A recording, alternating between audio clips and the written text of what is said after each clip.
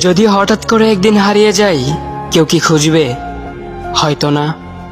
যদি আমার আইডি থেকে ভিডিও পোস্ট করা না হয়, কেউ কি মিস করবে? হয়তো না। ইনবক্সে মেসেজ আসবে কিন্তু সিন হবে না, রিপ্লাই পাবে না, পরে থাকবে ওইভাবেই। কেউ কেউ হয়তো অপেক্ষায় থাকবে, এই বুঝি আসলো অনলাইনে। আবার কেউ কেউ হয়তো টেরও পাবে না, কেউ একজন নেই, কেউ একজন হারিয়ে গেছে। হঠাৎ একটা সময় কারোর হয়তো মনে পড়বে, কে জানি আর নেই।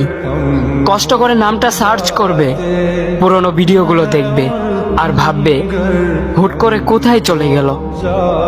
আবার কেউ কেউ হয়তো একদিন দুই দিন না পেয়ে ফ্রেন্ড লিস্ট থেকে আনফ্রেন্ড করে দেবে। যখন আমি থাকবো না, তখন আমার স্মৃতি কারোর মনে পড়বে, হয়তো পড়বে, আবার হয়তো পড়বে না।